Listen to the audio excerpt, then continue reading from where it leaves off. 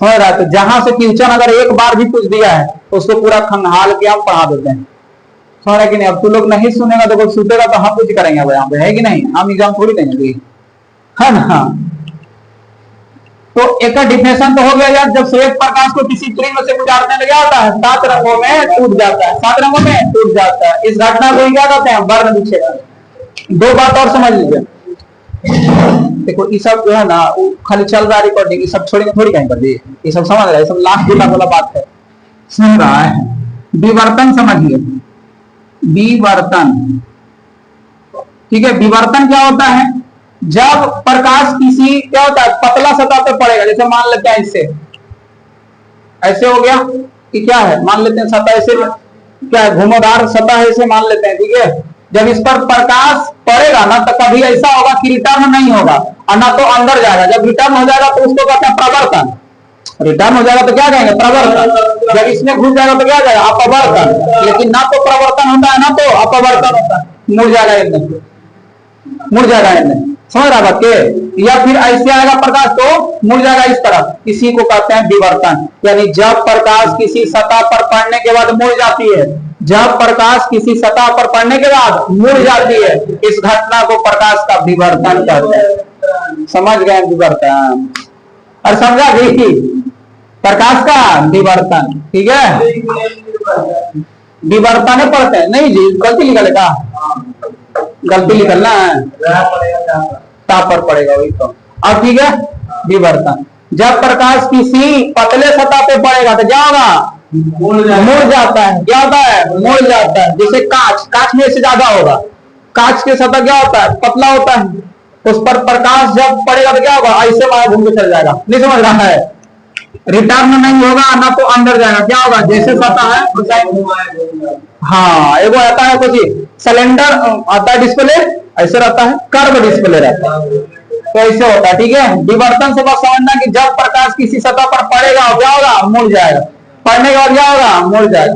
ना तो प्रवर्तन होगा ना तो अपवर्तन, ना तो प्रवर्तन होगा ना तो अपवर्तन, तो इसको क्या कहते हैं? विवर्तन। ना प्रवर्तन ना अपवर्तन तो क्या होगा? विवर्तन। समझ गए?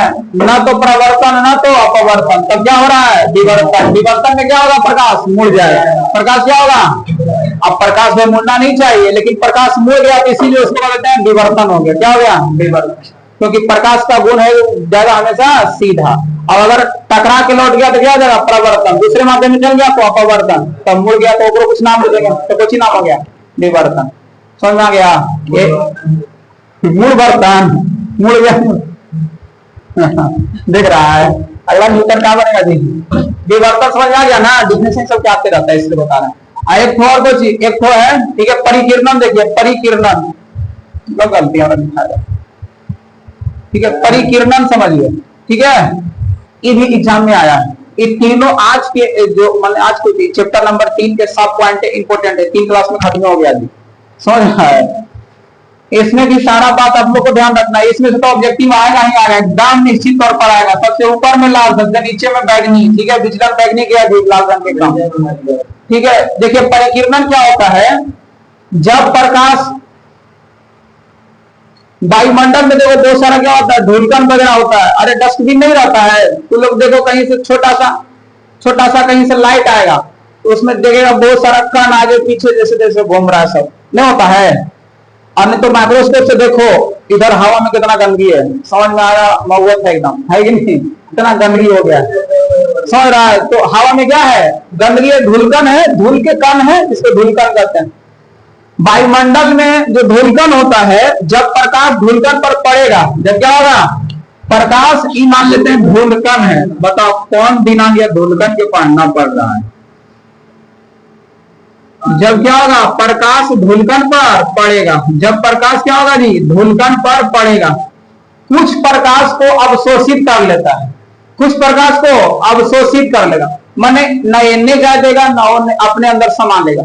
कुछ प्रकाश को समान लेता है, कुछ प्रकाश को समान लेता। जब वायुमंडल में प्रकाश आएगा तो वायुमंडल में क्या है? बहुत सारा धूलकण है, तो प्रकाश को कुछ प्रकाश को अवशोषित कर लेता है, माने कुछ प्रकाश को अपने अंदर समाहित कर लेता है, कुछ प्रकाश को अपने अंदर समाहित कर लेता है, और कुछ प्रकाश को छितरा देता है। कुछ जो प्रकाश होता है उसको छितरा देता है। इस प्रकाश को छितराने माने फैलाने की घटना को क्या कहते हैं? परिकिरणन। क्या कहते हैं? ठीक है, परिकिरणन कहते हैं। समझ में आ गया? इसको लिखेंगे कैसे या बोलेंगे कैसे?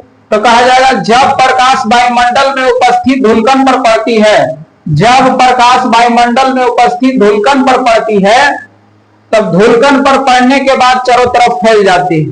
क्या होता है? चारों तरफ फैल जाती है, चारों तरफ फैल जाती है। इस घटना को क्या कहते हैं? प्रकाश का परिकिरणन कहते हैं। प्रकाश का, ठीक है, परिकिरणन कहते हैं। समझ में आ गया? जैसे मान लेते हैं कि यहां डायरेक्ट सूर्य का प्रकाश नहीं आ रहा है, लेकिन फिर भी लाइट यहां रहता है। अरे उजाला रहता है कि नहीं रहता है? किसके कारण? प्रकाश के जो है परिकिरणन के कारण ऐसा होता है। धूलकण पर प्रकाश पड़ेगा, क्या होगा? चारों तरफ फैल जाएगा। और जो प्रकाश फैल के कहीं जाएगा, वहां भी धूलकण पर पड़ेगा, वो भी क्या करेगा? फैला देगा। और इसी कारण क्या होता है? जहां सूर्य का डायरेक्ट प्रकाश नहीं है, वहां भी क्या रहता है? उजाला रहता है। अरे बात समझ में आ रहा है? कंसेप्ट वाला पढ़ा है, समझ रहा है? ठीक है, तो सब दिन रटवे करेगा। समझ गया वाक्य? जहां प्रकाश नहीं जाता है, वो वहां भी उजाला क्या होता है? प्रकाश के जो है परिकिरणन के कारण धूलकण पर पड़ेगा, क्या करता है? छितरा देता है। वहां भी जाके पड़ेगा, वो भी उसको छितरा देगा। जहां जहां पड़ेगा वहां क्या करेगा? छितरा देता है। हाँ, अंधार रहता है। समझ गए नहीं? तो प्रकृति के नियम में कुछ माने यहाँ अवशेष है, मतलब फालतू चीज थोड़ी है। समझ गए ना? मानव जो बना रहा है वो फालतू है, प्रकृति द्वारा सब कुछ ठीक है। तो आज के क्लास फिजिक्स में समझ में आया और खत्म हो गया फिजिक्स के चैप्टर नंबर 3, जिसमें वायुमंडल अपवर्तन भी लपेट दिए, वर्ण विक्षेपण भी, ठीक है, परिकिरणन भी, सब खत्म। इसमें पूरा सार यही है। 5 मिनट अगर हम बोले तो सुन लो। प्रकाश के परिकिरणन से आप क्या समझते हैं? 1 मिनट पूछिए, पहले वर्ण विक्षेपण देखिए। प्रकाश का वर्ण विक्षेपण, जब श्वेत प्रकाश किसी प्रिज्म से गुजरते हैं तो वे 7 रंगों में विभक्त हो जाता है। इस घटना को प्रकाश का वर्ण विक्षेपण कहते हैं।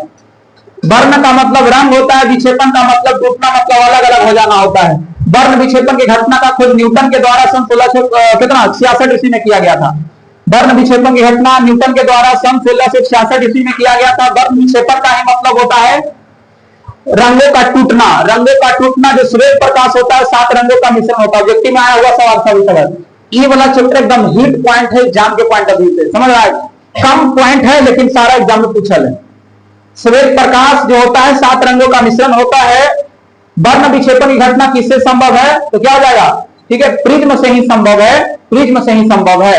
वर्ण विक्षेपण की घटना प्रिज्म से ही संभव है। वर्ण विक्षेपण की घटना में श्वेत प्रकाश 7 रंगों में टूट जाता है। सबसे ऊपर में लाल होता है, सबसे नीचे में बैंगनी होता है। याद रखने का ट्रिक, वैजानिहि नाला, वैजानिहि नाला, नी वहां जोर देना पड़ेगा। तो हम भूल गए थे, हम लिख दिए थे वैजानिहि नाला, नी उतना ध्यान नहीं था, नी पर जोर देना थोड़ा, वहां हा है, लिख दिया वैजानिहि नाला। देख रहे हैं तो हरा है, ये नहीं है, हरा काला देते समझ रहे हैं? तो ऐसे में गड़बड़ हो सकता है। वैजानिहि नाला, वै से बैगनी, जा से जामनी, नी से नीला, हा से हरा और पी से पीला। अगर लगा छूट गया, नहीं, ना से नारंगी, ला से लाल। समझ गया ना? विचलन सबसे अधिक किसका? बैगनी का। सबसे अधिक विचलन बैगनी, सबसे कम विचलन, जिसका विचलन कम उसका तरंगधैर्य। तो लाल रंग का तरंगधैर्य क्या होता है? तरंगधैर्य में ठहाका दिखाई देगा। समझ रहे बात के? क्या होता है तरंगधैर्य का मतलब? एकदम स्पष्ट दिखाई पड़ेगा। बताओ, आप पूछता है विचलन मैंने जब नहीं समझा तो भटकाव होता है। अरे विचलन में क्या होता है? भटकाव होता है।